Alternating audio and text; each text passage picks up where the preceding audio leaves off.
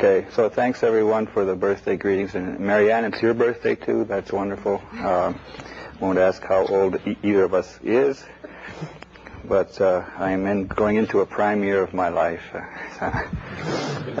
Now, I guess the first question I have is how many people have finished problem 1, or do we have any data here to show? Several people have things to have examples of solutions. Yeah. I don't have a solution, but I have a proof that the class is infinite. You have a proof that the class is infinite. Okay. What do other people have with John? Nothing. Nothing. Nothing. Nothing further than what we got. Yeah. So you're working with who? I don't know yet. Oh, okay. Mike? Basically, some result, there's several infinite classes. You have some infinite classes of solutions. And Roger? Lots of numbers. Are you guys working? Who's working? Who's working together now? Like Anil, who do you? I haven't found a team yet. Team yet? Has anybody here found a teammate yet? No, you two guys? Tentatively. Okay. Well, look. That's going to be the hardest problem of all, is figuring out who to work with. Is that right? Do I have to look? If you haven't got a partner by next Tuesday, I'm going to have forced marriages here.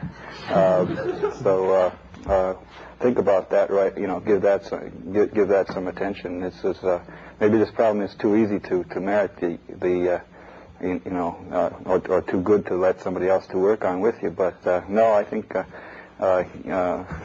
poor Ramsey here only wants to grade n/2 projects instead of n. And also the discussing with somebody else, I think, will be valuable. Although, especially, it'll be much more important on the other problems. I still think I'd like you to work on teams. So get a partner by next Tuesday, unless we've already solved the problem by the end of the day. So, any other partial information from this side of the table? I kind of yeah, Andy. An approach, but I can't quite see how to finish it. Okay, so you've got to start on an approach. And we have 3 people who have infinite classes of solutions. So Anil, why don't you explain yours? If you can take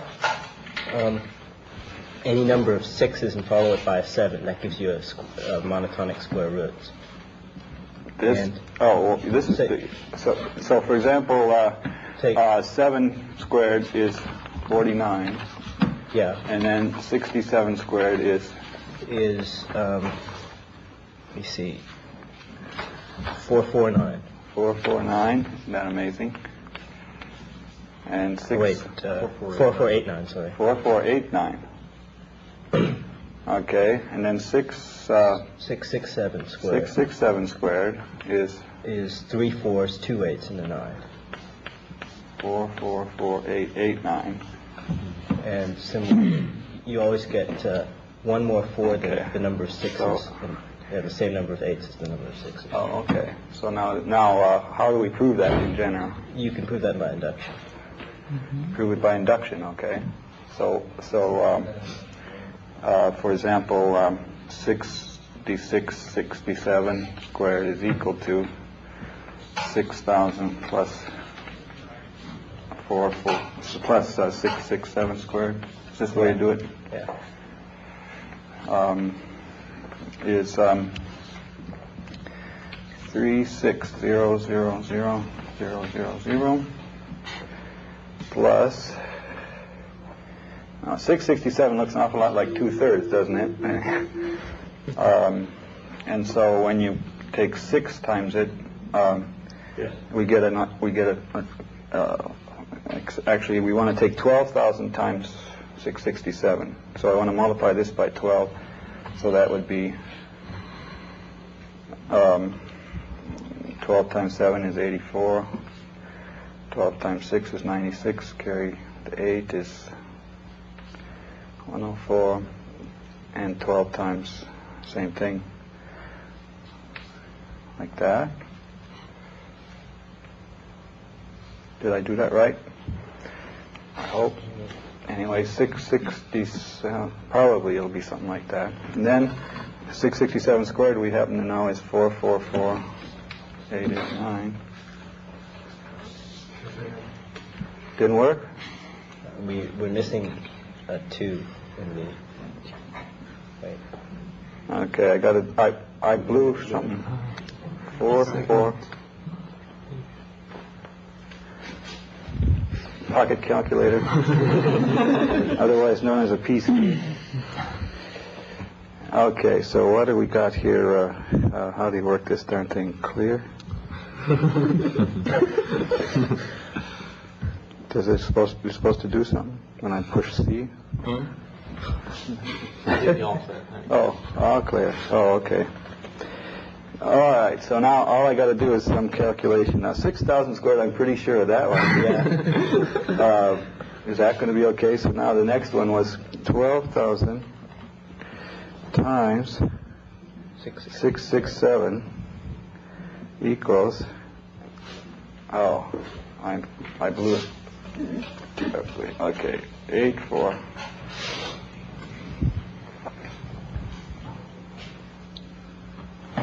$8,000 and what? Let's see. I hate to waste time on that, but what's going on here? 12 times 667 equals 8,004. Right.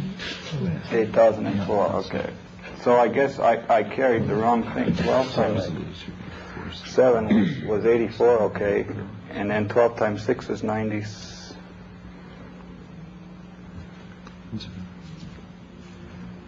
Maybe 12 times 7 isn't 84. I don't remember. Anybody remember what these things? What's going on? If my fundamental subroutines are wrong at the bottom, then I can't do any problem solving. What's wrong with this? Okay. That works. Okay. So that's okay. So this one, anyway, we get our induction. Another 8 comes down here, and then lo and behold, another 4 comes in there, and this probably can be seen to generalize that 12 times 667 does the right thing. Okay. So it's the 12 times 6 that was my faulty subroutine. I was saying 12 times 6 is 96. That's not a very good thing to keep in my mind. I got to flush that. Okay. All right. So we'll get an inductive proof of this. Now you said you had some more examples. I was looking. You can put. I think you can put 3s in. You can read them off. 3s in front of a 5 works. So you have what? 3s? 3s in front of a 5. Okay, so 3 to the n 5. Let's take, for example, 3, 5 squared is equal to? Same pattern with 1s, 2s, and a 5 at the end. How many 1s? Well, let's try 35 squared is what? 1, 2, 2, 5, is it? No? 12, 20. 1, 2, 2, 5. 1, 2, 2, 5. Okay. And so this is 1, 1, 1, 2, 2, 2, 2, 5. Claim. Okay. And another one? Well, any number of 3s in front of a 4. Oh, yeah. Or 7. Or a 7? You mean like this? You're going to do one? Okay. See, this is... In fact, you can go to any number of 3s followed by any number of 6s followed by a 7. So you're not interested. Oh, wow. So there we get okay, now that one surprises me. These other ones, I mean, I woke up in the middle of the night and I said 335 squared is 1, 1, 2, 2, 5. And I didn't go the next step, but you say any number of 3s followed by any number of 6s followed by a what? 6. Oh, wow. So it's more general. Okay. Well, let's take this one anyway and complete our thing. What do you get for 3, 3, 3, 4? 1s with 1, 1, 1, 5, 5, 5, 5, 6. And then this one will end with a 9. Let's probably start with 1s, huh? Yeah. Because it isn't very much bigger after all. It's 111355569. It's more interesting Oh, as well. 5, 5. 6, 6, 9. 9. So there's 2 5s only. Wait a minute, this is wrong. There's 3 3s. 111355569. 5, 5. Yeah. So I just work out it's smaller than the previous one. yeah, it's not monotonically increasing here. Sorry, 3334 has more 1s than 5s. This way. Yeah. Okay. No. Okay, yeah, because that's right. This one has to fit in between those two. Oh, okay. So now it looks. So what your claim is then that, like, if you've got n 3s here, then you got n there and n minus 1 there. Okay. So now, but this other one, we say any number of 3s, like 3, 3, 3, 3, and then 2 6s maybe. Sure. Or, right, just to make sure that it's not the same as the other one, and then a 7. Yep. Okay, and what's the square of that supposedly? 5 1s, 3 3s, 2 5s, 3 6s, 2 8s, and a none. Okay, wow. So we got 5 bands of repeating letters there, and 2 parameters, m and n. I mean, you've got n 3s and m 6s, and we got 5 ways over there. Now you've got a proof of that one? No. That's Based on observation. No. Oh, okay. It's hard to prove. So what did you do? We get a new sign called Plan Ahead, right? What do we? What did you do? Make a program that found everything except when it started to repeat. It just had a limit on how many repeats there would be, or something like that. Mine was just brute forced and left at the first n, but Roger seems to have been clever. Well, I don't know, mine's just listing numbers, but it seemed to do them in the right order so you see the patterns. But Can we get the numbers up on a camera? on a camera? Maybe somebody can. Yeah. Is there a way to bring a camera to look at the numbers? I don't think. Oh, okay. We'll work that out for another time. But anyway, so you've got a table of numbers that looks like Christmas trees here. Let me at least show what they look like here, and they have like lots of 3s and 6s and 7s. Yeah, I noticed something that after all the digits of order higher than 2 are either 1, 3, or 6. In all of your solutions, or Yeah, that's interesting.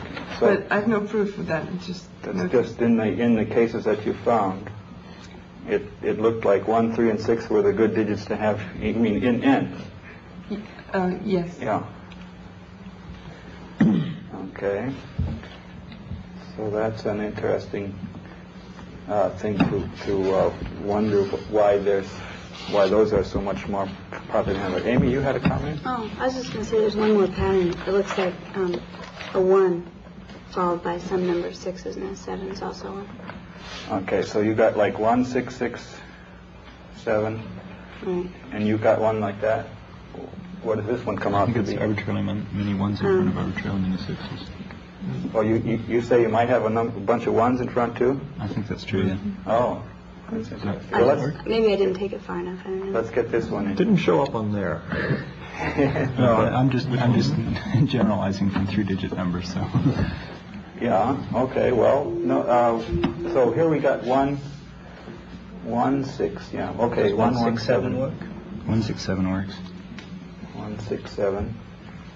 1, 6, 6, 7. Okay. So now, Amy. So this one appears on the chart here. 2, 7, 7, 7. 8, 8, 8, 8, 9. I think it is.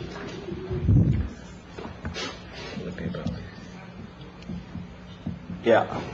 Okay. So we got infinitely many solutions, and it looks like the most interesting bunch of this is going to be if we have a 2-parameter family of these things. But now the question is, how are we going to make sure we've got them all if we have an infinite number of solutions? And is there any reason why these remarkable coincidences occur? I mean, this isn't supposed to happen, is it? I mean, Looks like it. Isn't that amazing that these... Well, with all the repetition, it looks like there should be some kind of pumping lemma sort of thing. I mean, I don't know what it would be. Okay, everybody know what a pumping lemma is? No. That's good. What's a pumping lemma, Andy? Well, I mean, it basically says that once the strings get beyond a certain length, you can find a certain part of the string that can be repeated as many times as you want. Okay, that's the idea in, for example, in a it comes up in language theory that says if you have a sufficiently long string, then you can break it up into, like in context-free language, if you have a sufficiently long string, you can break it up into parts like alpha, beta, gamma, delta, epsilon, for which you can beta to the n, gamma, delta to the n, epsilon is also in the language for all n, including n equals 0. But any sufficiently long string in a context-free language can be broken into substrings in some way, for which all of these strings, beta and delta are not both empty, for which all of these strings are also in the language. And the way they prove that is well, I guess I can give it because it's a fairly it might help to our solution. The way to prove that is if you look at the derivation, the parts of the sufficiently long string, it's bound to use some non-terminal symbol twice below itself. Some non-terminal is going to have to be used below itself because the derivations that never repeat a non-terminal below itself are finite. So after you get past that finite number, you're going to have one case where there's some non-terminal symbol, say A, producing A. And so this string must have been produced where A is the one that actually produces beta, gamma, delta, and then it also used itself, and so A also produced gamma. And so the whole parse of this string is a form alpha A epsilon is in the language, and so every A is also beta A delta. And then you can repeat this part of the derivation over and over again and get beta to the n, delta to the n in there. So if we had some kind of so pumping lemma says that if you have a long enough string, then there must be that. But I'm not sure how we would use that in this case unless we could show that squaring is a context-free operation or something like that, which would be really. It would really be remarkable if that were true, because squaring seems to involve carrying and carry propagation and so on. On the other hand, we have a little bit of since we're working with monotonic numbers that are sorted, I don't know. We still are using carrying in this. In order to get these patterns, the carrying is working in here somehow. So I'm not sure how we could get anything context-free to work on that. But anyway, pumping lemmas are very important in language theory, mostly for proving that certain languages are not context-free. Well, it tells you a lot about context-free languages. Well, I'm not sure how, but it looks like it's coming in here. That is, we're getting patterns that depend on M and N. Maybe we ought to look further at these 3s and 6s and 7s and see if we can conjecture what the pattern is. That looks like the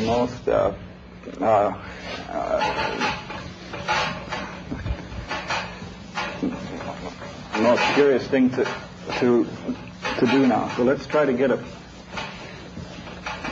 feeling for what's going on that one. Amazing. So first of all, we have, let's say, no 3's. So that's the one I just erased. 7 squared equal 49. 67 squared equals 4489, and so on. Okay. Then 37 squared and 367 squared, 3667 squared is something to look at. And then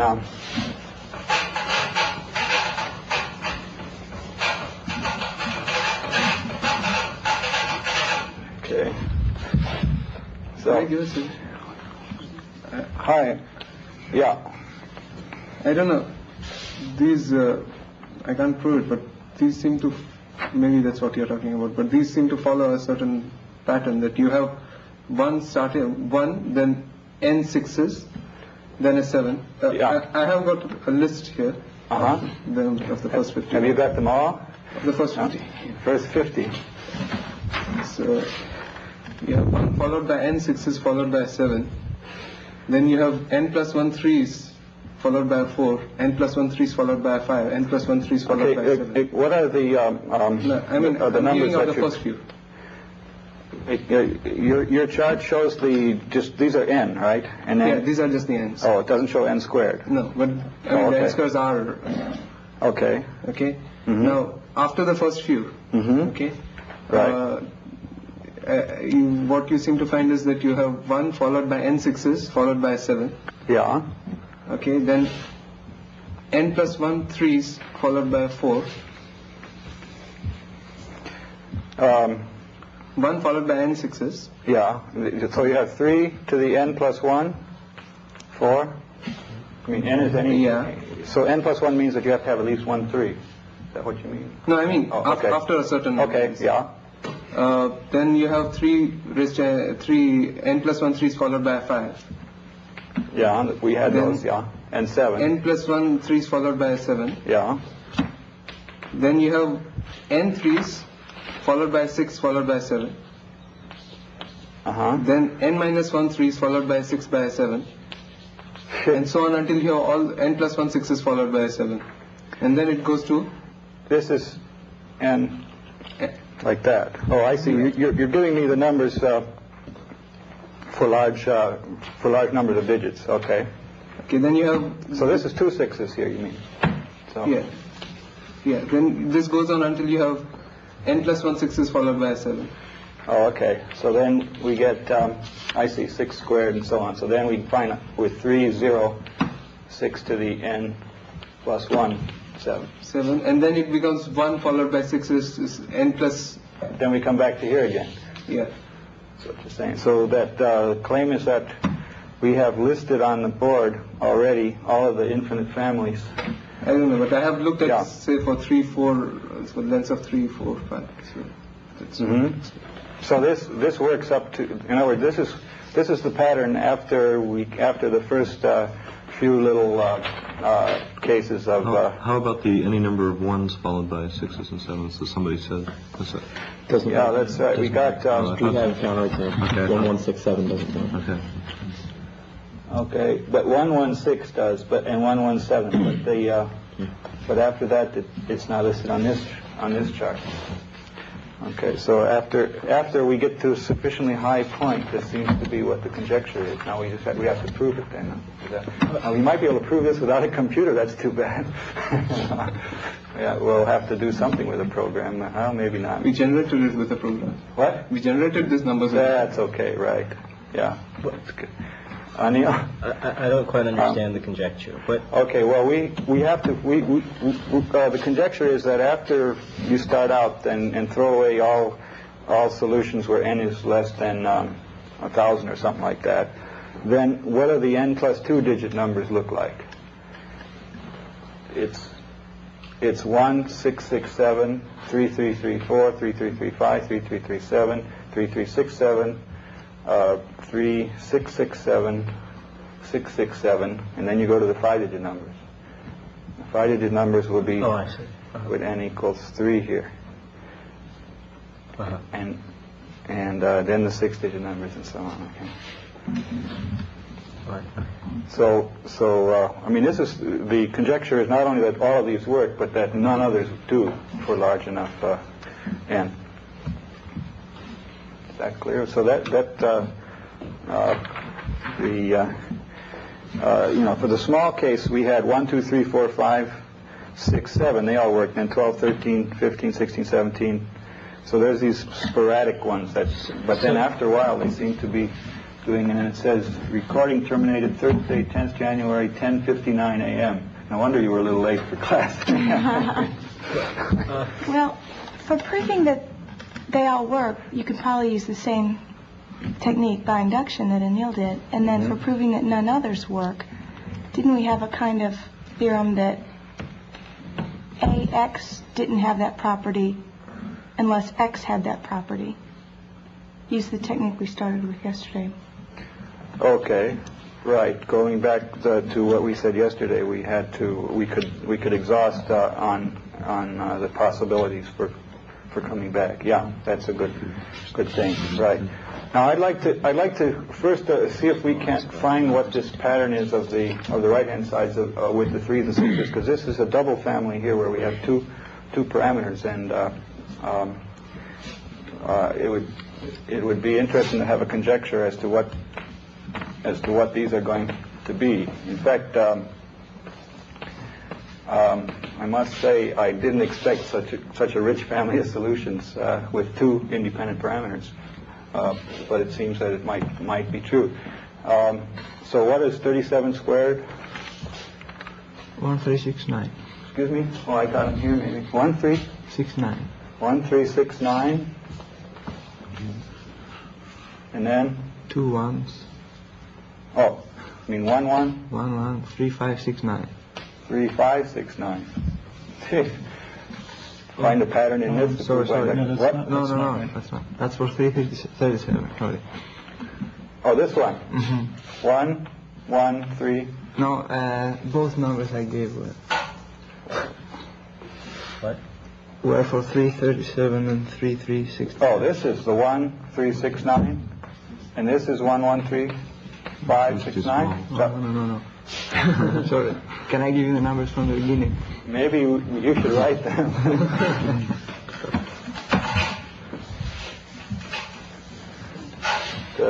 It's important to have some good data. Yeah.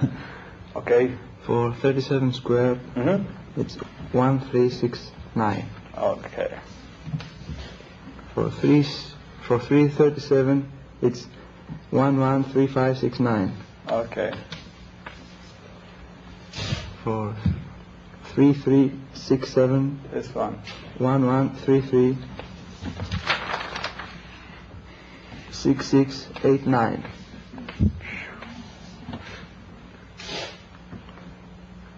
For No.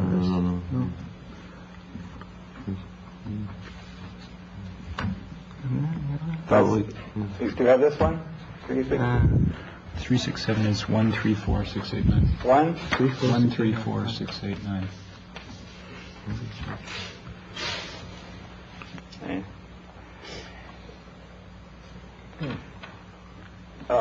Any other data here? 3667 I got on this chart from Rogers is 134468889, and 33667 is 11334668889. Okay, well, you guys figure out the pattern while I'm writing out the next line here. This one we are.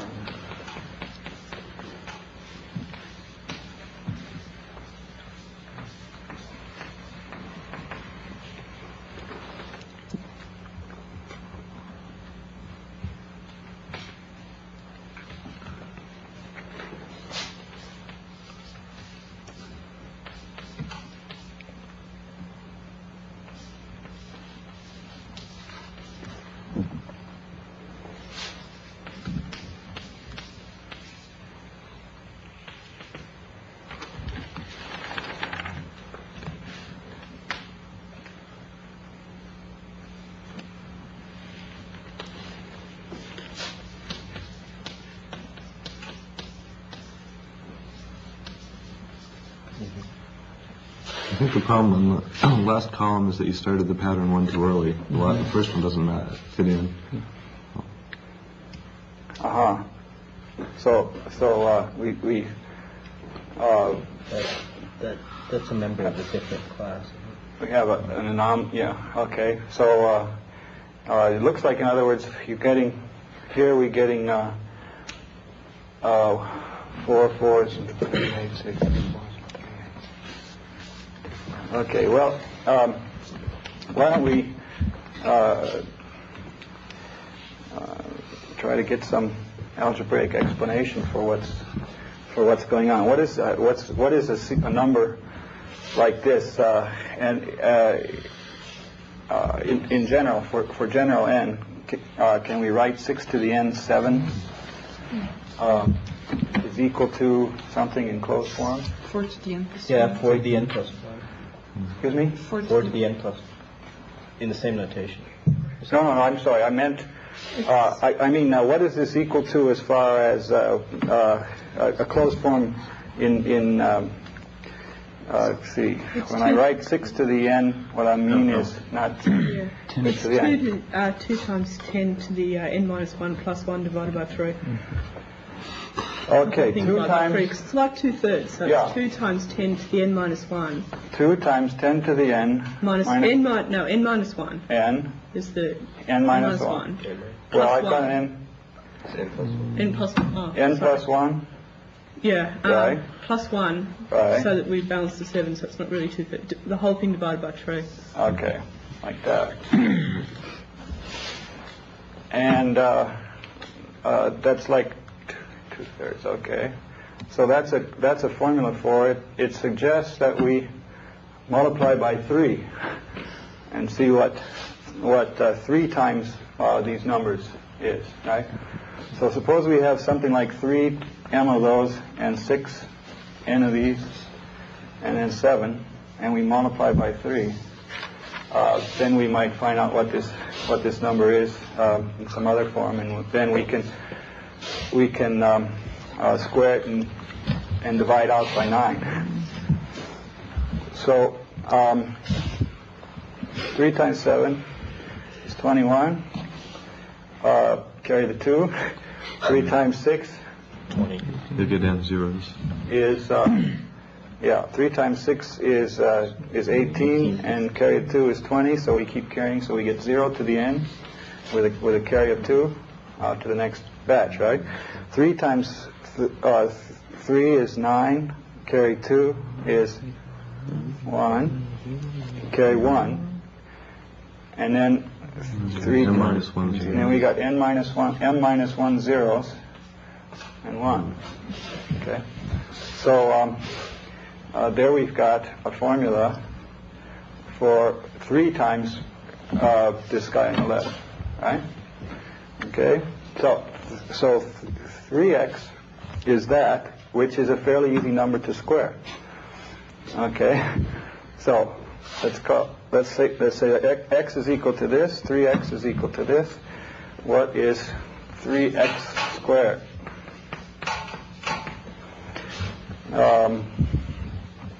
Well, that's 10 to the m plus what? Well, we got 10 to the n plus something plus 1 quantity squared. What is the let's see, we got n plus 1 up here. How many digits are there to the right of this 1? m minus 1, n plus n plus 1? Okay. So this is now 10 to the 2m plus 2n plus 2 plus then 2 times 10 to the what? M plus 2n plus 2. Then we get plus 2 times 10 to the 2, or what? Is it m plus n plus 1? It's these terms. And we got this term squared So there's sticking in here somewhere is 10 to the 2n plus 2. And then we got 2 10 to the n plus 1 plus 1. So 1, 2, 3, 4, 5, 6, 7, 8, 9. Yeah, so there ought to be nine things in there. Okay, so now we don't know where this this guy is sort of a maverick. He depends on whether m is bigger than n or not as to where it fits in to the answer, but that might not matter if we divide by 9. Now notice that this number is a multiple of 9. We know it is because it's 3x quantity squared. But also you can look at the sum of its digits. Its digits are 1, 2, 2, 1, 2, and 1. And you know that a number is a multiple of 9 if its digits add up to 9. So we got that. Okay, now let's see. This blackboard, it works okay with yellow chalk, so I'll try that. So divide that number by 9, and we got x squared. So x squared is equal to,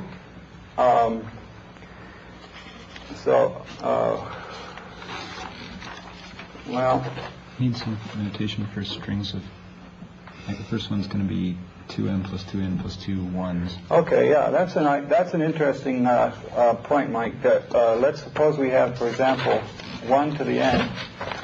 This is a number that's called a rep unit, I guess. There's a study of rep units, and this is the name of one of the it's something like Mersenne primes. There are questions what rep unit primes are there. I think if you have 17 of them, you get a prime or something like that, and nobody knows whether there's infinitely many rep unit primes. But this is 10 to the n minus 1 over 9. Now, if a number is sorted, so let's call this r sub n for rep unit. That's a general thing in problem solving. If you think you're going to use a certain quantity many times, try to have a name for it. Name and conquer or something like this. And you see, in all of our things here, this 6 to the n7, we could have called that 6r sub n plus 1 also. See what I mean? Because that's a 6 times a rep unit is all 6s. And the nice thing about numbers that are sorted is what? You can write them easily in terms of rep units. For example, 1, 3, 4, 4, 4, 6, 8, 8, 8, 9 is equal to r sub 1, 2, 3, 4, 5, 6, 7, 8, 9, 10. R sub 10 plus 2r sub 9 plus 2r sub 9 plus r sub 8 plus 2r sub 5 plus r sub 4, well, 2r sub 4 plus r sub 1, which is 1. Okay. So numbers that are monotonic are, in fact, you can write them as a sum of rep units times positive integers. The sum of all the positive integers, or non-negative integers, I'm sorry, this is 0r7, 0r6 fits in there. So, there's another representation for this is sort of the differencing notation. 1, 2, 1, 0, 0, 7, 6, 5, 4, 3, 2, 1, like that. So the differences of these numbers, 4 minus 3, 4 minus 4, 6 minus 4, and so on, give you another sort of a notation for the number, where this represents coefficient in terms of rep units.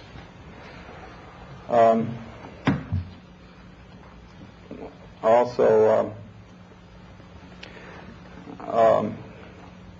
this is like, since we got this coefficient 1 here by taking 4 minus 3, and this coefficient 0 by taking this digit minus this digit, what we're really doing is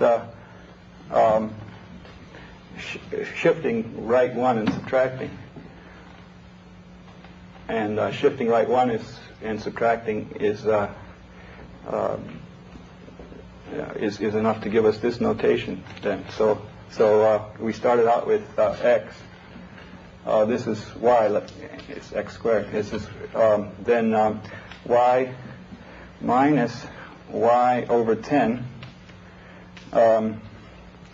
Taking the integer part because we're throwing away the remainder is equal to 12100220001, and this is approximately 9/10 of y multiplied by 9. Okay, now anyway, we got this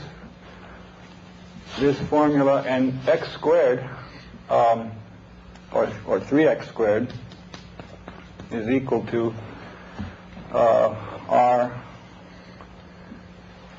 of 2m plus 2n. That might not be the right way to go. It's 9 times that plus Just 2x squared. Excuse me? it's 9 times that plus 1 because you have 1 followed by so many zeros over there. Okay, so You want it after you divide by 9. yeah, I see. What I want is to divide by 9, and so it would be real nice if I didn't have all these powers of 10s, but they're all minus 1s after them, right? Let's put them in. Add it back in again later. Okay, now this one, I'll take out my 1 there. Okay, well I got to add in 2 there. I know how many I'm going to add in, right? I'm going to add 9 altogether, so I'm going to take them out one at a time. Actually, here. aren't you going to add in 8? Because the last one you don't need that. The one at the bottom you don't need to do that. That's true. We're still going to divide it by 9. I'll take it out though anyway because this eraser isn't very good. Okay, so okay. All right, now it's right. So now we can divide by 9, and we can get x squared and see what it is. So x is equal to r sub m 2m plus 2n plus 2. Is that right? Plus 2 r sub m plus 2n plus 2. And so on. Nice. R sub m plus n plus 1 plus r sub 2n plus 2 plus You need 2. a coefficient. You need a coefficient of 2 on the third. This guy. Yeah. Okay. R sub n plus 1 and then plus 1 at the end. 9 over 9 is 1, right? Which is R1. So now we have 2, 4, 6, 7, 8, 9. So now we have expressed this as a sum of rep units with non-negative coefficients, and the total number of these coefficients is less than 10. The sum of all these coefficients is less than 10. That's equivalent to being a sorted number. Let's state that again clearly, right? A number is sorted if and only if you can write it as a sum of r's of at most. Let me even leave out the coefficients and just duplicate. Allow duplicates here. All right. I didn't realize that before class today, but that's a nice characterization. So now we take up to 9 r's and add them together, and you got a sorted number. And conversely, every sorted number is a sum of up to 9 r's. Okay. So here we got 9 r's. So it must be a rep unit. We don't need to prove it by induction. In fact, okay. All right, that's interesting. Now can anybody see why it might be that we had? Let's see. Is it likely that we would be able to do this? That both n and n squared would be expressible in this form? Why? Is there any sort of a reason for this? Yeah, this is exactly the dead end I was talking about. I got this far, but you just get an equation with 10 to the ni plus n y represented slightly differently. But you need to find the necessary and sufficient constraints that tell you when you do just get 9 rep units. Right. I don't see how to do that. Okay, so we still haven't shown the other way. Why don't you? But one of the things that strikes me about it is that the rep unit is dividing by 9, and 9 is a perfect square. In other words, dividing by 3 gives us also rep units. Somehow the fact that the 3 worked here, but other numbers didn't. Not like what I'm thinking is this: suppose we're working in base 8 arithmetic, then our rep units would be defined by 8 to the n minus 1 over 7, and so we could see what sort of numbers were. But when you square those, chances are small that you're going to get anything nice out of it. But somehow the fact is that when we took a number that here was a number, but when we multiplied it by 3, could be expressed easily in terms of powers of 10. So that's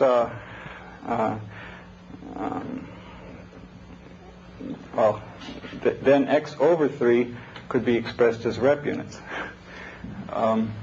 So the somehow 3 squared being equal to minus 1 in our base, being equal to 10 minus 1 is I think the reason why we're getting a coincidence here, why we're getting these infinite patterns. So probably if you tried this for base 8, you would find a finite number of patterns, I bet you. I don't know. I tried looking at bases 2 and 3. You don't get any non-trivial solutions. Well, base 2 is kind of odd. So is all ones, and so so you need a perfect square that's of the form all ones. So in base 5, which has 5 minus 1 is 4, is a perfect square. Base 5, we would expect something. Yeah. Okay. So now I want to come back to what Karen mentioned and Andy a few minutes ago is in order to see if in order to show that there aren't any more, we'd like to do some kind of an exhaustive method that says that there's nothing else to do, that going from right to left, that says that we have found all the solutions in this way. So any ideas on how to actually program that?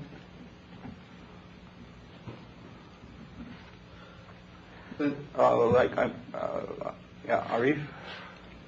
The way we program this thing to find out the actual values, well, what one does is start off with smaller strings and go on to larger ones. Perhaps we could examine the smallest. I mean, you start pruning the ones which will not lead to any further results, obviously. So maybe one could examine the strings which one gets after a certain point and see if they form a certain pattern. Maybe you can form an induction. And so, for example, you would have some way of cutting off and saying that let me see if I understand what you say. you would go exhaustively until something happens, like you get lots of 3s in a row or something like that, and then you say, okay, I'm not going to consider. I've already seen that it works with 28 3s. Now I'm not going to try 29 because I assume that. No, it's not talking about that.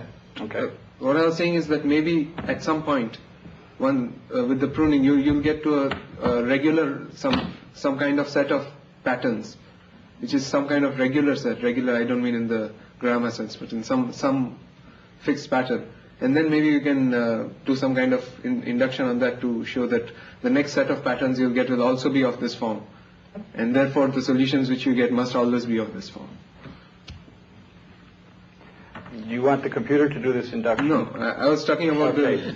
Well, that's what I was getting at. The computer will stop and say, this is interesting, help me, or this suggests a conjecture, maybe you can do this by hand.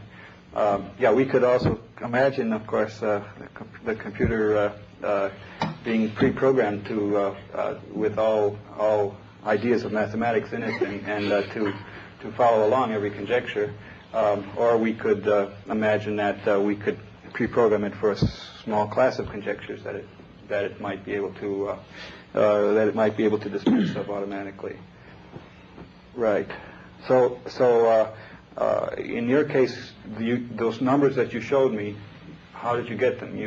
Well, I was essentially doing almost the same kind of thing which you did that day, except that I had a slightly easier way of finding out whether that A was possible or not. Mm-hmm. Essentially, what you find is that the next digit of the square. Let me put it this way. Supposing you have 334 as your base, let's say. Okay. Okay. And now you are looking for A334. Okay. Okay. And you are trying to find out what are the possible values of A. Right. Okay. So 334 squared has a certain value in its fourth place. That is. Okay. So happen to know. Oh, we don't have that one anymore. I got it here. Yeah. Actually, there's a program in there as well, if you want. Yeah, 334 squared is something. Okay, so this is the last 4 digits. 334 squared is equal to, and you've already generated. This is something 556. Okay. So what you find is that 8a, that is 2 times 4, 334. So take the units place. Mm-hmm. You find 8a plus 1 Okay. must be less than or equal to 5. All right. So now the idea is, and then this is equal to 1556 and 8a. Ignoring everything to the left. And so this is going to come out like this, and here it'll be 8a plus 1. Right? Oops. Sloppy. 8a plus 1. So essentially. All right. Yeah. So now this is modulo 10, and so you just keep checking. So now that digit has to be either okay, it's going to be odd. And it shouldn't be 0. And if it were 0, then we would be stuck. Huh? So it should be between 1 and 5 in this case. Okay. What if it were? First of all, if alpha or A is 0, then we have to check if the number we have. Yeah, I mean that there is already done. There is a possibility that we've got a bunch of zeros out here. Yeah, there has to be another one. I assume that's already checked. Yeah. Okay. So you're trying to find A. Okay. Right. So A. So anyway, this number in this case will certainly be odd, and that's. It has to be 1 or 3. That works fine. Okay. So I mean, essentially, it's just a slightly simpler form of finding out what other set of patterns it can be, and you essentially have some kind of a search tree. So now, yeah, the search tree, in other words, it works digit by digit and considers every. So here we have several cases where we can make this equal to 5, 3, or 1 by choosing A different ways. And A, on the other hand, has to be less than or equal 3, and so that'll also constrain our search. What if I asked for the harder problem, all n squared that were sorted, but forget about n being sorted? What if I had asked for that? Well, only mean that instead of A being between 1 and 3, you could take A between 1 and 9. Yep. And so I could go on here with lots of 5s, and I would have 2 choices for A, say to make this equal to 5. Usually, A and A plus 5 both give the same result. Is that right? A and A plus 5. And with A plus 5, if you put another 5 in here, can anybody tell me what this does to the? It changes this digit, but it also changes the next digit. See, what's happening is, if you take x plus 5,000 squared, that gives you x squared plus 10,000x plus some huge number of zeros. And so if I change A, suppose A is, to make this equal to 5, what do we got to do? A is 8A plus 1 is 5. That means 8A is 4 mod 10. That's 4A is, 8A is 4. That's 4A is, 2A is 1. So A is 2. A is, no, I'm sorry, I can't divide out twice. A is 3 or 8. A is 3 or 8, okay. So in the case of 3, that's a good one. Of course, we know that this pattern is going to go on. If A is 8, then what's happening is we're adding something to our next digit over. If this is an odd number, then this will make the next digit, this will change the evenness or oddness of the next digit.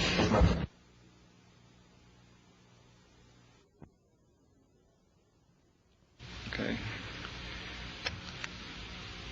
Let's see, now to continue then for next week, I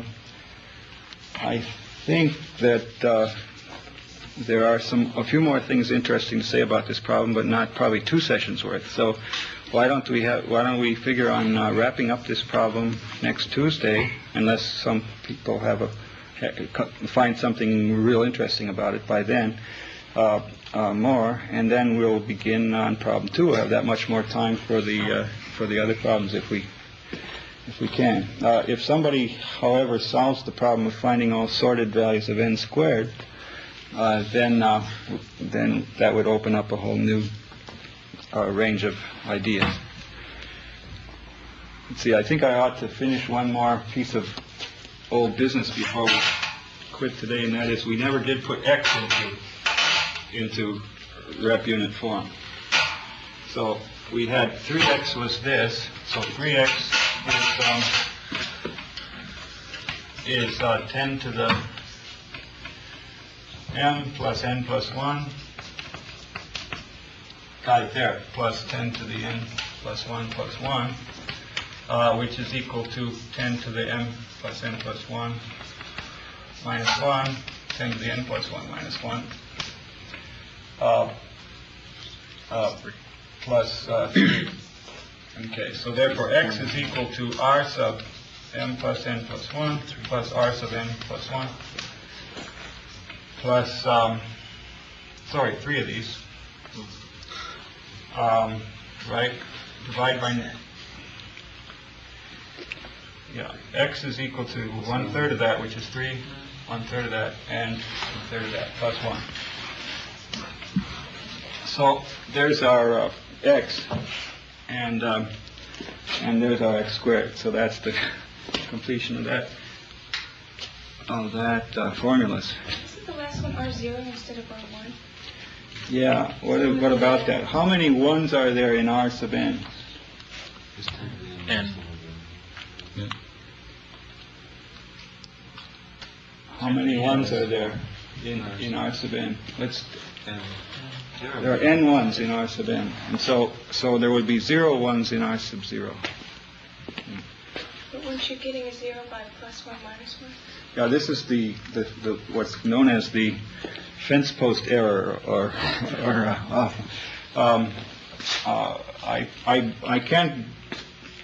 can't be sure of all my formulas because I do make errors, but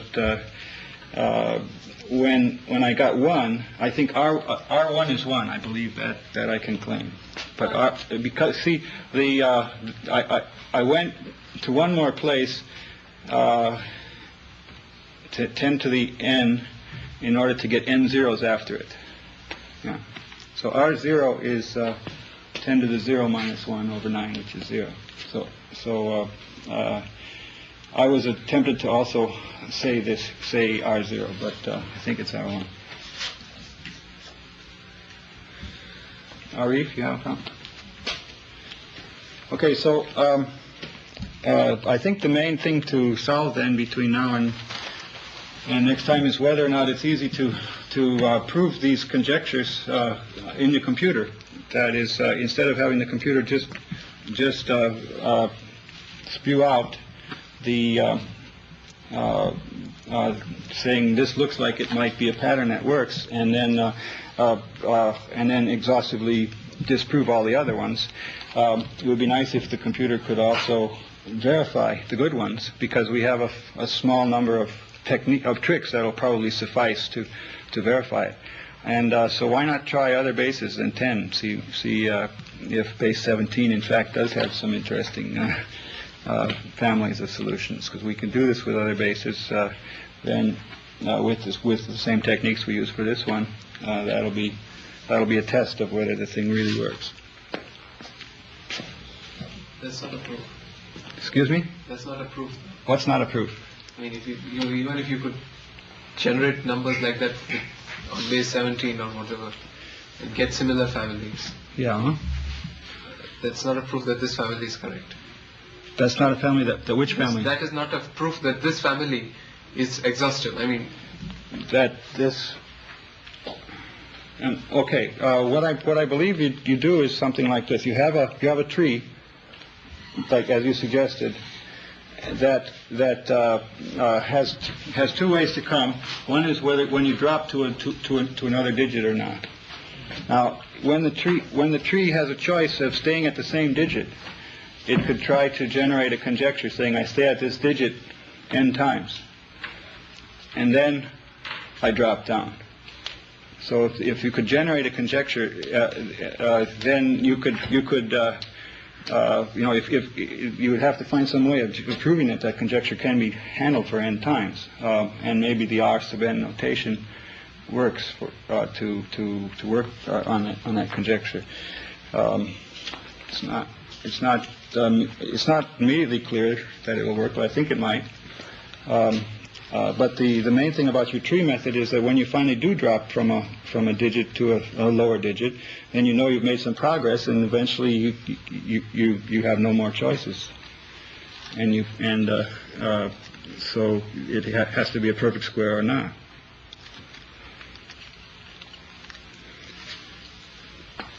Okay. Any other comments? Andy, what do you think? Well, there might be some way of making a tree and then pruning off some of the branches to make it, and trying to make a minimal subset, an interesting, like the conjecture that came up with, putting a number of ones in front. It started out looking good, and then all of a sudden it didn't work. And so I think it'd be interesting to see if a computer could really discover all of these solutions, instead of just letting us, with all our wisdom and algebraic facility do it. Maybe the kinds of tricks that are needed to prove these problems are sufficiently simple that we can do it. And I think having a name for having this characterization, a finite sum of up to 9 R's, is the way to the easiest way to make a proof in the positive direction. To make a disproof that there aren't any other cases, it's just a tree going through the possibilities and coming to dead ends. Yeah. Okay. Thanks a lot.